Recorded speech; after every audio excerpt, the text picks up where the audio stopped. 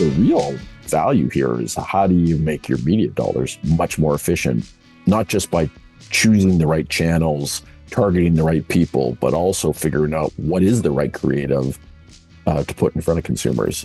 That's what predictive AI is really good at. That's going to be even more important than generative AI, which is incredibly important. Hi, I'm Jason Harris, and you're listening to Soul and Science. Fast forward your marketing mind in about 20 minutes. Welcome, podcast listeners. Well, the marketing world is a constantly changing industry. We have the introduction of AI. That's a perfect and most recent example of disruption in our industry. Throughout my time, I've seen countless breakthrough trends, game-changing software, the metaverse. Every other year, it seems like there's something new, dear listeners. Many of these trends crash and burn, and some soar higher than anyone could have ever predicted. Today, I'm sitting down with my friend, colleague, and now my boss, my first boss in 20 years, Brett Marchand, CEO of Plus Company. Plus Company is a marketing and branding powerhouse that's a private network with dozens of agencies, including Cassette, We Are Social, and Mechanism. Before Brett was heading the Plus Company network, he was over on the brand side, working on campaigns and brands at P&G, Campbell Soup, and Molson, among others. In today's episode, you'll learn Brett's origin story and why working for more household brands teaches future marketers the anatomy of a great campaign. And you'll learn why working on the inside of the ad agency is much more than just making campaigns. We'll also learn how AI technology has been embedded in marketing for a lot longer than anyone wants to give it credit for. And we'll talk a lot about the future of the advertising agency network model. Okay, listeners, it's time to talk about the soul and science of agency networks.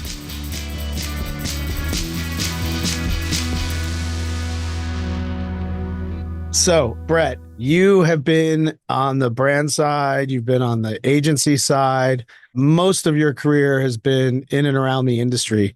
When you started, did you always know that marketing and advertising was for you, or did you fall into it? What's the origin story? Well, I was a brand kid and I loved advertising right? I loved watching the ads, on TV and, I used to save my money to get the next pair of Nikes, et cetera. So I was always a brand and advertising kid. But when I went to business school, I was studying finance and what was then called MIS, Management Information Systems. And I happened to take a marketing class. And what I learned is that there was actually a job in doing this and a job in advertising. I just had no idea. I mean, I didn't even think about how do those ads get on the TV and how do people create brands. And when I finished that class, I just realized, oh my God, this is my calling. And I actually took an extra year of my undergraduate in order to get enough credits in marketing so that I could go off and try and get a job in marketing, which I was lucky enough to get a job at P&G. Somebody told me that was sort of the school of marketing and brand. So off I went to P&G and I had a great 5 years at P&G. And so when you were at school, originally you thought finance was going to be your ticket? Yeah, I was trying to get to Wall Street. But you got to P&G instead. What was that first job like? It was great. And it's funny, they put me on a brand called Coast Deodorant Soap. And I came from a school that wasn't famous for marketing. In fact, Procter didn't recruit there. So I'm sure they thought, okay, this guy's a bit of a cowboy. We'll give him something he can't do too much damage to. And I had my first boss, which was a brand manager named Mary Cameron. She just had a ton of time for me, which was great because I learned an immense amount from her. It's interesting, the pandemic right now, because I see people not in the office and I think about my own career. I just don't know how those first couple of years working as a brand assistant and an assistant brand manager and being just a sponge for everything about marketing, all 4 Ps and, everything I learned. And I learned so much of that from her and then sort of subsequent bosses. And I was in their office 3 times a day, asking questions, probing, asking for advice. So I think it's one of the challenges we have with work from home right now, I think. And when you went from P&G, what was your next move? I then went to Campbell Soup in the US. And I worked on the soup brands, which was amazing. I'd started it in Canada at P&G. So my first 5 years was in Canada. And then I went to the US. And I really went to Campbell's to go to the US. Plus, it's a great brand, as you know. And again, I spent the next 5 years basically, doing advertising, promotion, and running brands at Campbell Soup. But in this case, it was for the U.S. brands. Right. And then was your next move into the agency world? No, then I came back to Canada. I was the VP of marketing at Molson, and I ran the Molson Canadian business. Was lucky enough to be involved in a very famous campaign called I Am Canadian, which I think is still the most downloaded TV ad in the history of Canadian advertising, even though it was done in 2000. Got something like 50 million hits and a couple documentaries made about it, et cetera. So I was the client for that. And then I did a stint in technology, actually, because I had an MIS background, as I talked about. Like until 10 years ago, I was coding on a regular basis. And so I did a startup, which ironically worked with Nike and Reebok and Adidas, not to get into a lot of detail, but it was super interesting. It was actually a software company in and around the .com era, which was not a good time to be a software company, by the way, because when it crashed for everyone. And then after that happened, so we sold that software company. I thought about going back to marketing side, but I was lucky enough because I had done that campaign at Molson. A lot of agencies were interested in talking to me, at least, and so I ended up as the president of a small agency called Roche McCauley and Partners, a really, really good agency. Jeffrey Roche was a brilliant creative director.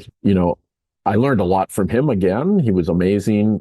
I never worried about the creative being anything but great. And I really focused on new business and clients and other things. So I sort of cut my teeth at a 40-person agency. I was there for, I don't know, 3 or 4 years. And then I came to what was then called Cassette. And I've, spent almost the last 20 years here. And did you ever think about going back to the brand side?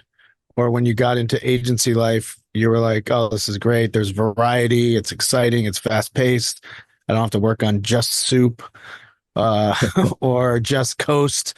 I would say most careers go the other way, where they might start in advertising and then go to, as they get older and more experienced, they then go to the brand side. But you kind of went the other way. Yeah, it's interesting because I had a couple of offers along the way to go back and be the CMO. I started out interested in those opportunities, and in almost every case, when push came to shove, I was like, I'm really happier working on the agency side. And for all the reasons you just talked about, people underestimate how much breadth there is in being a marketer, especially a senior marketer, especially those people on the agency side, because we don't see a lot of the other stuff they do, pricing, product development, et cetera, right? And so it's got breadth from that standpoint, a lot of breadth.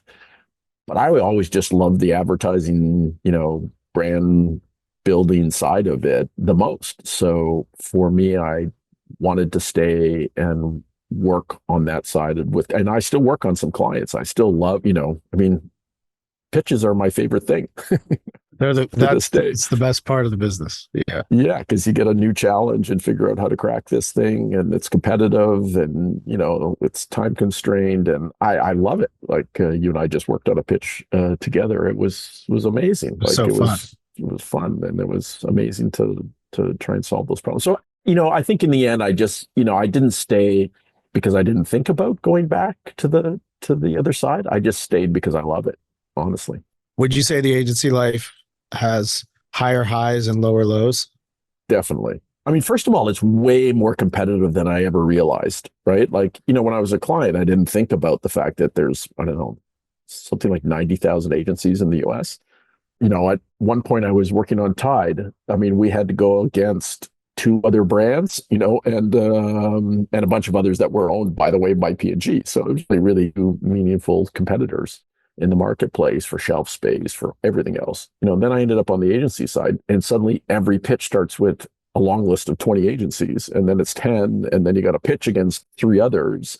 It's super competitive. So I think that's besides the ups and downs, the competitiveness and the pace it runs at. Like, this business is like going 4,000 miles an hour, and it keeps getting faster. I have a friend who says, today is the slowest day of the ad business I mean, every day is the slowest because it gets faster and faster. Yeah, because it gets every faster and faster, and change is just happening at an immense pace. And I think that's, for me, that's exciting, and it keeps me young and reading and trying to learn what's going on.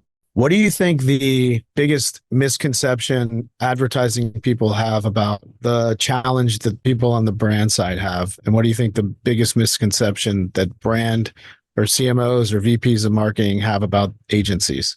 Being in the room, being presented ideas, and having to think about, well, that's a good idea, and we should do it.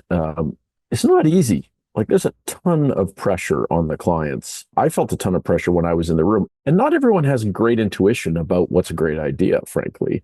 You're not born with it. You usually develop it over time, and it's just like style, right? Some people have a sense of style, some people don't. I remind people of this all the time. Like, it's not easy to be on the other side of the desk. And I think sometimes we underestimate how much pressure and uncertainty there is when you're a client and trying to decide. And often it's big decisions, right? Like, we end up throwing hundreds of thousands of dollars in production against these ideas, and they often have to put millions of dollars of media against these ideas. So you think on the agency side, we almost think clients' jobs are easier than they actually are? Yeah, or we have a great idea and we're like, okay, how can they not see this is a great idea? Yeah, that just happened. Yeah.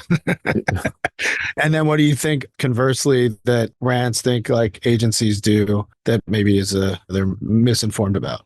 I think there's a lot of clients, I was guilty of this, who sort of looked at agencies and said, they're not the smartest, they're not the brightest and the best because they didn't go to McKinsey or they didn't get a job at Procter, et cetera. And I think sometimes clients can underestimate how really sharp and smart agency people are. Some of the smartest people I have ever worked with and or met have been on the agency side. And you realize that it's really that sort of passion for creativity and advertising and media and the work that we do that actually draws them here. And it's not about the money necessarily, because this is not an industry you go into to get rich unless you are a really successful founder of an agency like you. Right. Well, still working on that. Running a network, which you do, what do you think the hardest thing about your job is? No longer running an agency. So being removed from the work? I love my job, and I love this industry. But I loved running an agency. I got up, jumped out of bed every morning, and couldn't wait to take on whatever the next challenge was. Because usually it was, client challenges, brand challenges, pitches, etc. Yesterday, I had to jump out of bed and do a 3-hour board meeting.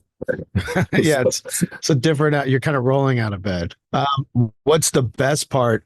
I think, I get to be involved in strategy. I mean, I think this is true at the agency level too, because you do lots of this at Mechanism. But I think, I have an important strategic role, right? Whether that is working on the future and figuring out where do we invest, or thinking about, how do we structure ourselves? I don't know, where do we put our priorities in M&A, et cetera. And strategy, I really love. Like, I used to be the head of strategy actually at Roche when I was there.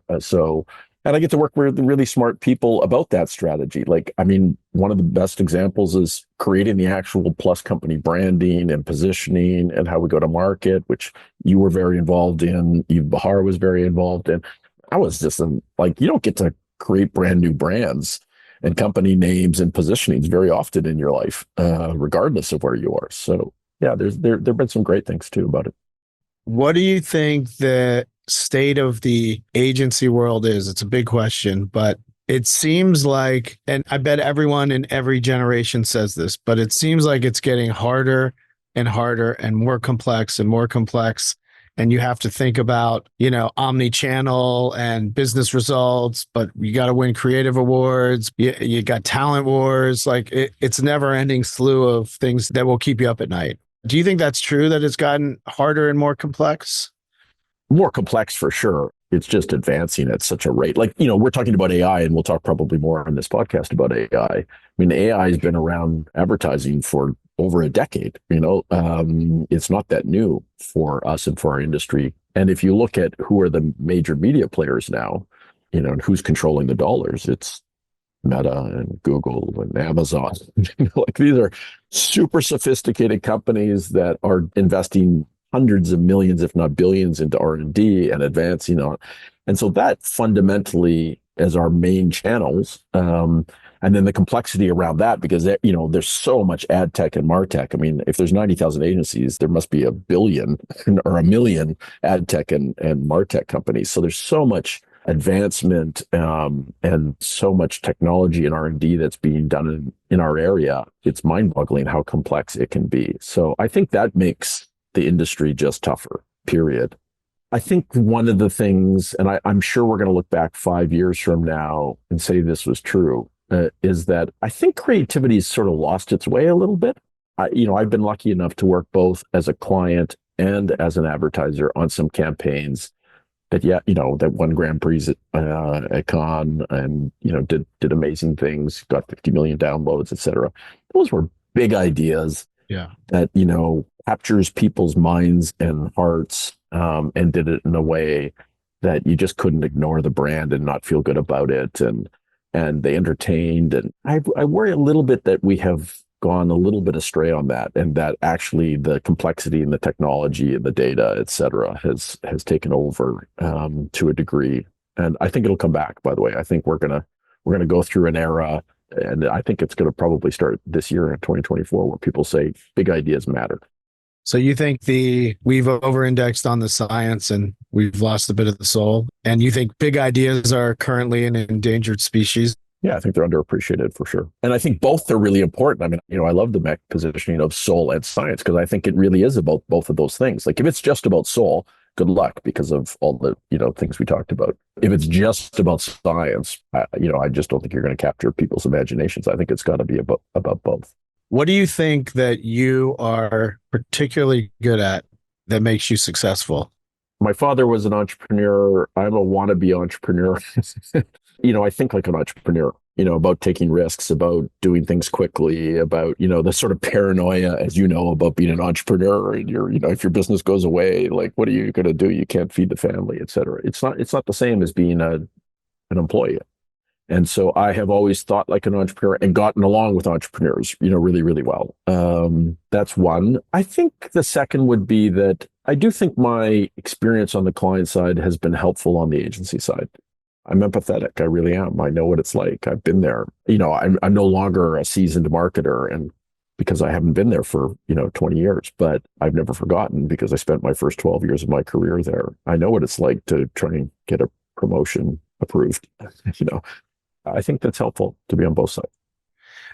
I know you recently started a Partners in Possibility podcast. I noticed podcast host needs to be added to your bio. What has that experience been like? Is that something that you jump out of bed for?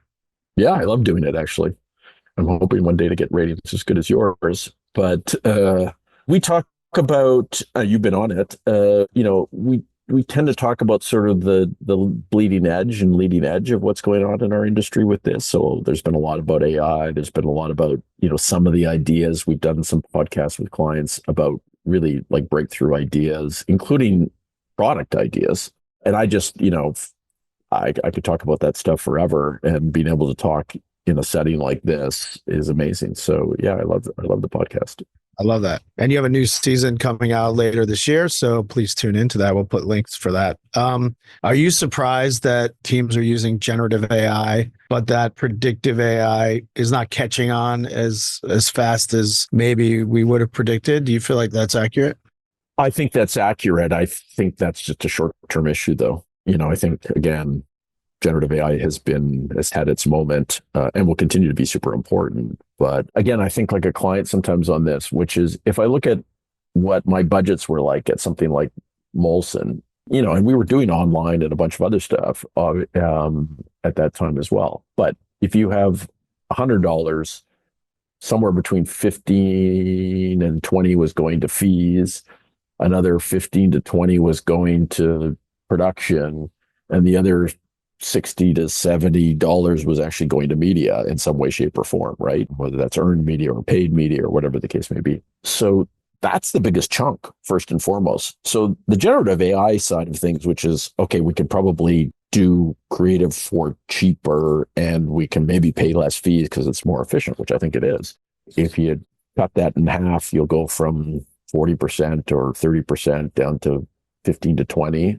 But the real value here is how do you make your media dollars much more efficient, not just by choosing the right channels, targeting the right people, but also figuring out what is the right creative to put in front of consumers.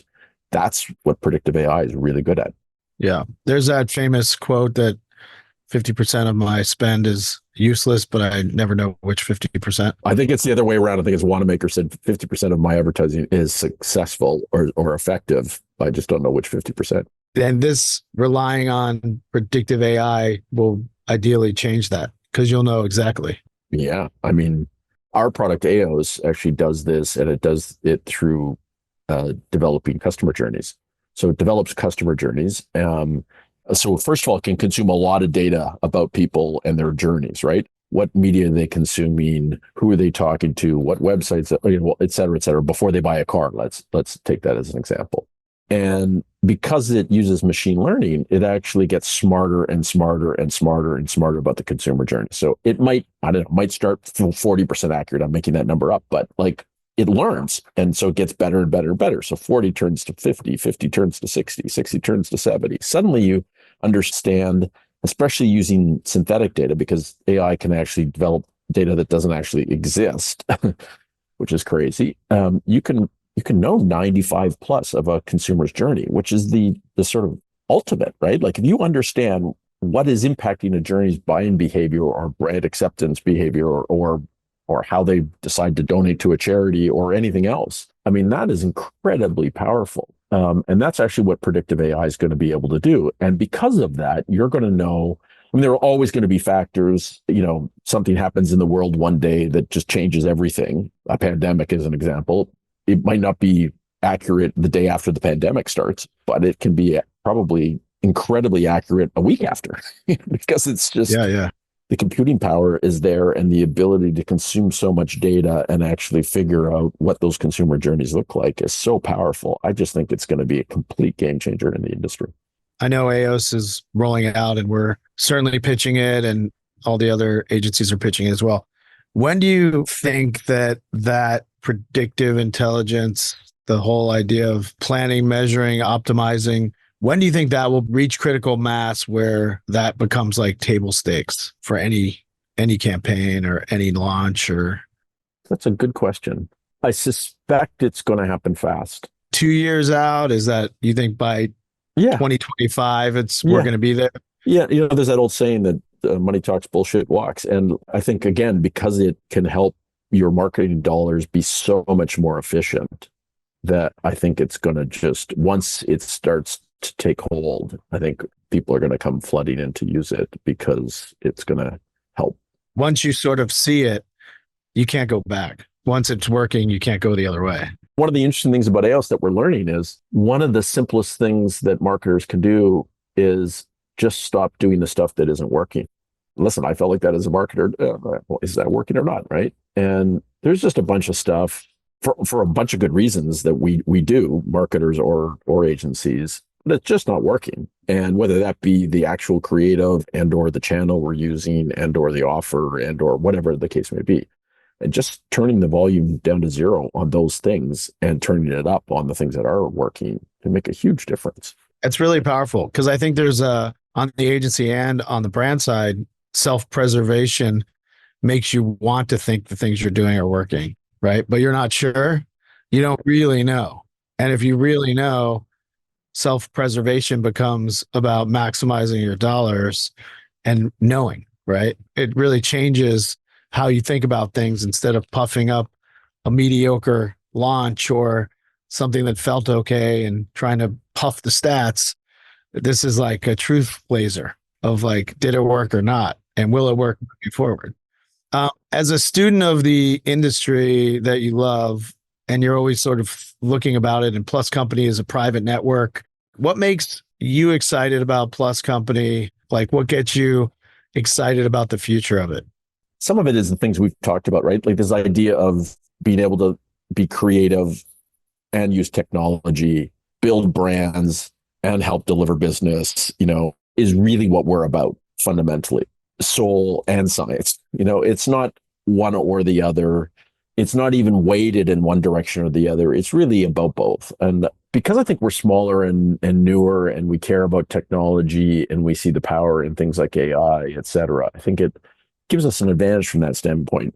I think we're entrepreneurial. I think that's the second thing, by the way. Like almost every agency, the founders are still here. And all the things I said earlier about me being a wannabe entrepreneur, it's helpful to have a group running the company, the network that are willing to take risks, that think about building, think about being agile, think about like what's coming next, and I got to be on that train, et cetera. So I think lots of people say they're entrepreneurial. I worked that agency I was running earlier, got sold to one of the big holding companies.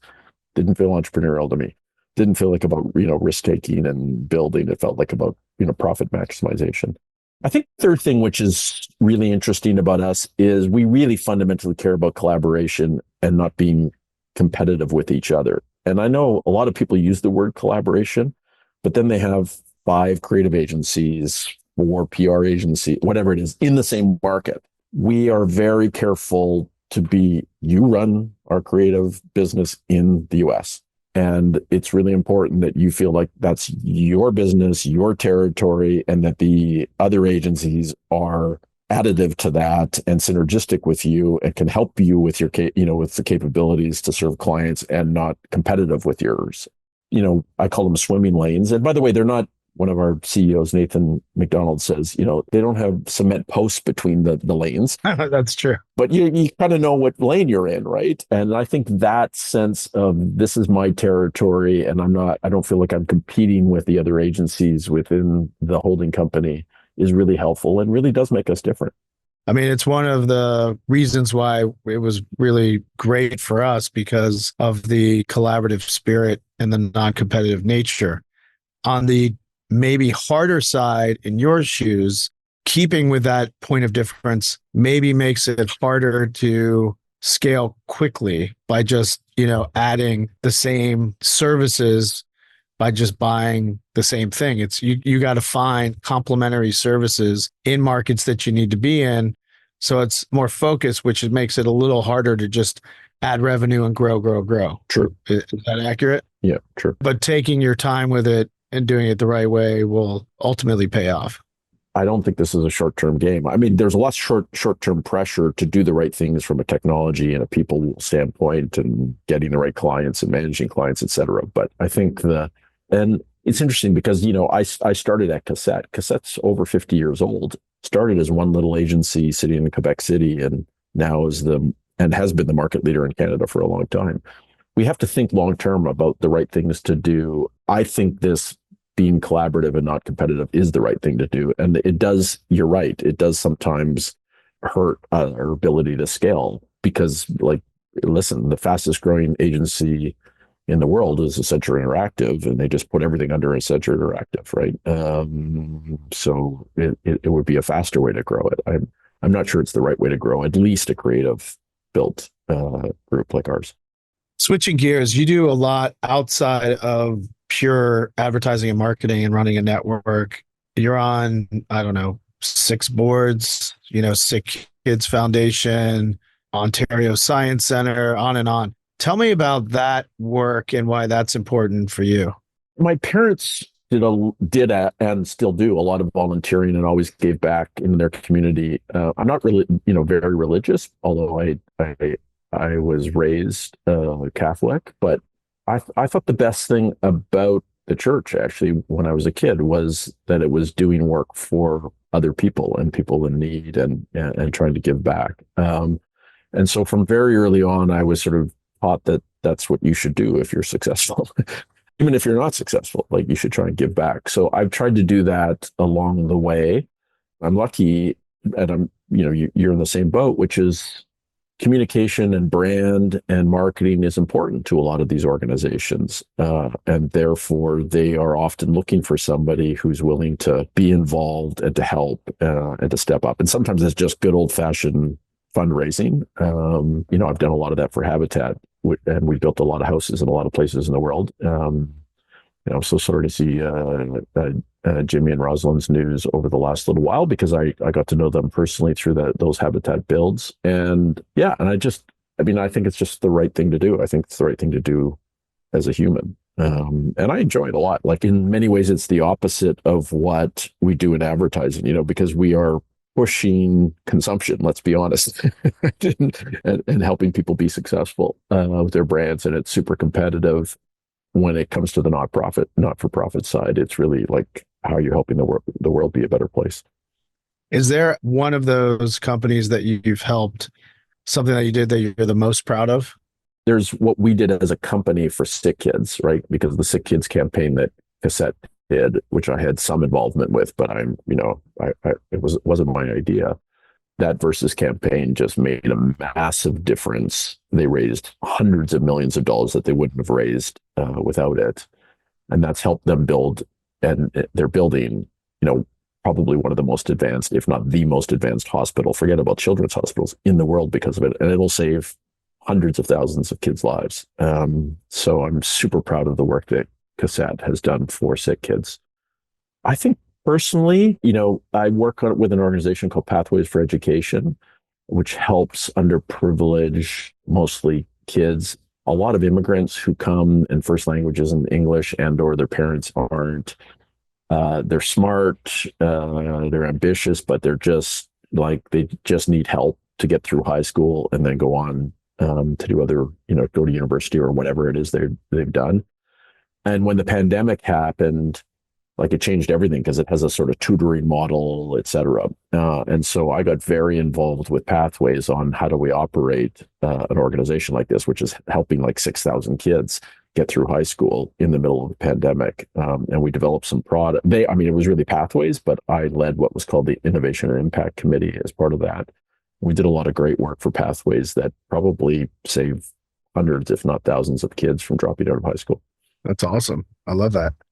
If you have a particularly challenging problem to crack, a lot of people look to you for leadership and you got to have the answers. And if you don't have one, do you have a way that you crack a hard problem, a methodology or something that you do? I think there are a couple of things that I've been taught along the way. One is I try and listen and get other people's advice. Like here's that old saying, we were made with two ears and one mouth. And so you got to listen twice as much as you talk. So I do like to listen to others and hear what their point of view is and absorb all of that before deciding. That doesn't mean that I make decisions by committee, by the way. I just think that different points of views and diversity of points of views has always been really important to me. And second is, I think the morning, there's this interesting, I read a book which was basically talking about how effective your brain is first thing in the morning, that first couple of hours. And I used to work in the morning, do emails and stuff that didn't really take a lot of brain power, let's be honest. And now I use my mornings. I'm pretty strict about not taking meetings till after 10 o'clock because I do work out in the mornings, but besides that, I use most mornings to think about problems, think about how we will solve something. And I find that I'm just 10 times more effective from 6 in the morning until 10 than I am after that point.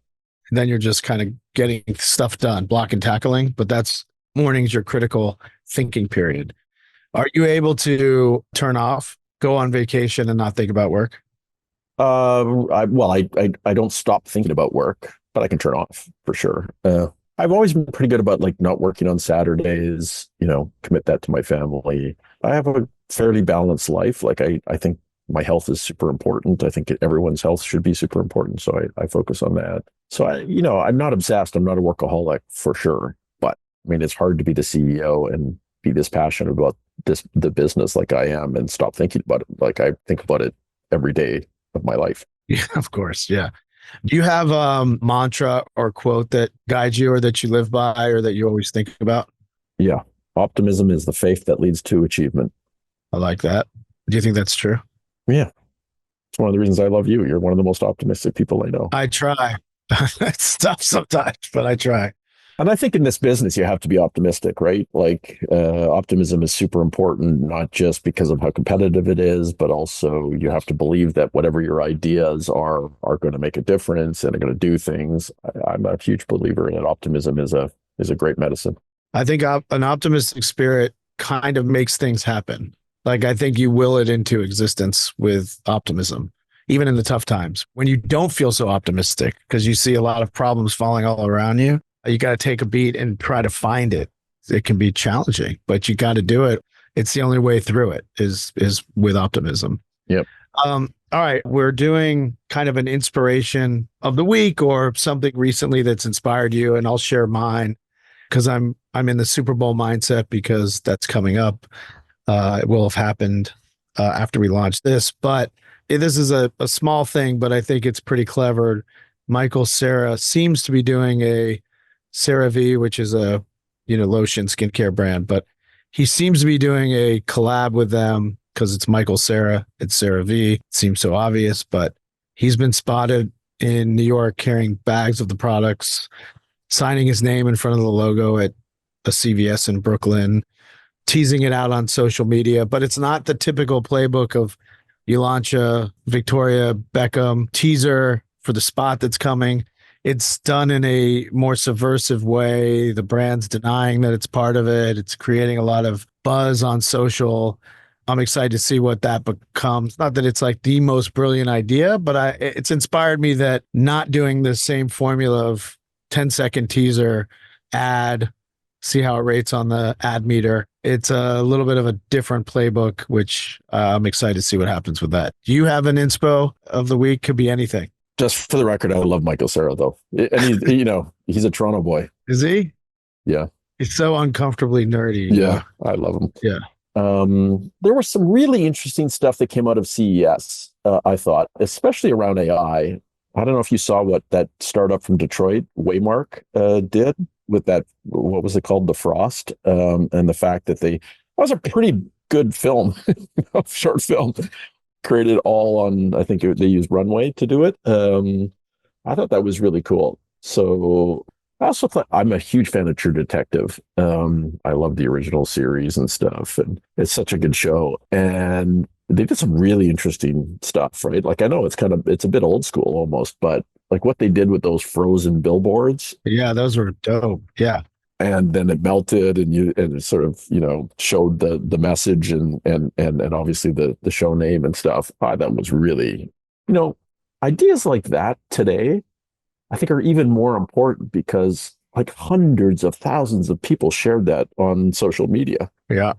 When you would do installations like that 10, 15 years ago, like only the people that went by saw it, and you had to rely on earned media and PR to get people which meant mostly advertising people heard about it.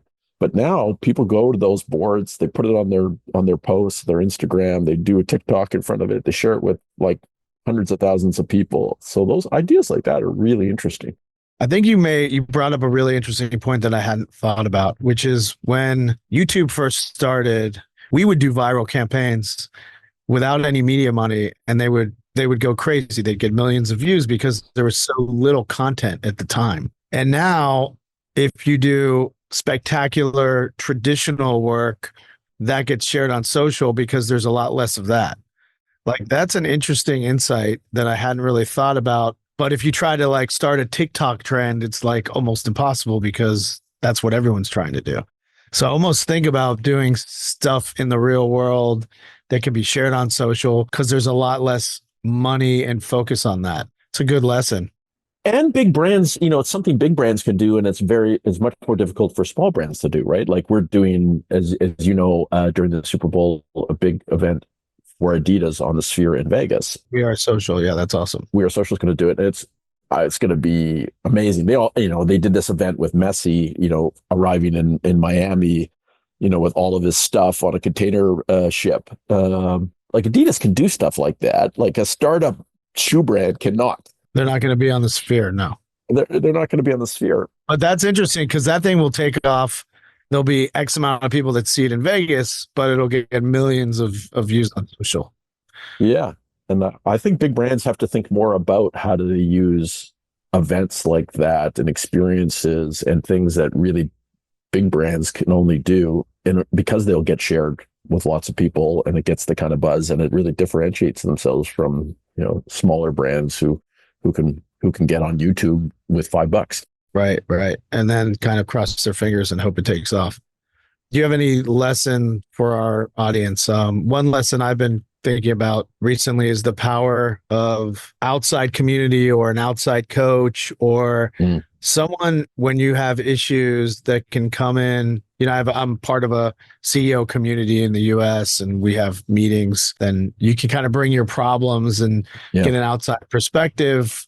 And sometimes I use an outside coach that can kind of reframe my thinking in a fresh, new way. And I think it brings new ideas on how to crack the same old problems, but you're not thinking about it differently. That's one lesson. Outside thinking for anyone at any level can be really, really beneficial. What's a lesson that you might have? I think it's a great example too, by the way, because I've been a long-term YPO or Young Presidents Organization. I'm not young enough to be a YPO anymore, but I still, with my group, it's called the Forum, and I just, they have been amazing advisors for me over the last decade or so. So I think it's very smart advice you give. I was reminded of this recently, which is you have the power over your own mind, but you have little power over outside events. And what I mean by that is you can only control how you think, how you react to things happening, what you do and how do you respond. You can't actually help what other people do or how they behave or what happens in the economy, et cetera. And therefore, don't worry about it. Worry about what you can control. I love that advice. And it's something that is hard to do, because you're always thinking about being liked or how people perceive you and really don't have control over it. You can only do the best you can do and let it all fall where it falls. But that's really great advice. All right. The last section, double dog dare, where we, ask the audience to try or think about a new tactic or strategy. And I'll start, I think, and it goes back to what we talked about earlier, but everyone has their hands on Chat GPT or they're using Grammarly to tell you what reading level you're at or help with your tone, or you use Adobe Firefly for, imagery to get a point across. But I think researching the power of predictive intelligence, people should look at and really get into in the industry because it's going to put you, just having a base knowledge of it's going to put you ahead in those conversations where it's going to be coming really fast, as you say. And I double dog dare the audience to, even if you're not wanting to think about it, do a little research on it because it's going to be a key part of our industry moving forward. What's your double dog dare for our audience? I agree with that one. I think whether you look at our AO's product or somebody else's, figuring out how to use predictive AI for their brands, for their campaigns, for their advertising in the future, I think is maybe one of the most important things marketers could do in the next while. So I wholeheartedly agree with you on that one. Same one. All right. And you have to know how to implement it. You don't have to know how to code it. You just have to know what it does and get a handle on it. You're going to be behind if you don't. And, it might not be the sexiest thing right now, but it's going to really help all of our work in the future. All right. Well, thanks, Brett. I know your time's very valuable and this was just an awesome conversation. So thanks so much for your time. Always great to talk to you, as I said, Jason, and spend time with you. All right. Ditto. Soul and Science is a Mechanism podcast produced by Maggie Bowles, Ryan Tillotson, Tyler Nielsen, Emma Swanson, and Lily Jablonski. The show is edited by Daniel Ferreira with theme music by Kyle Merritt. And I'm your host, Jason Harris.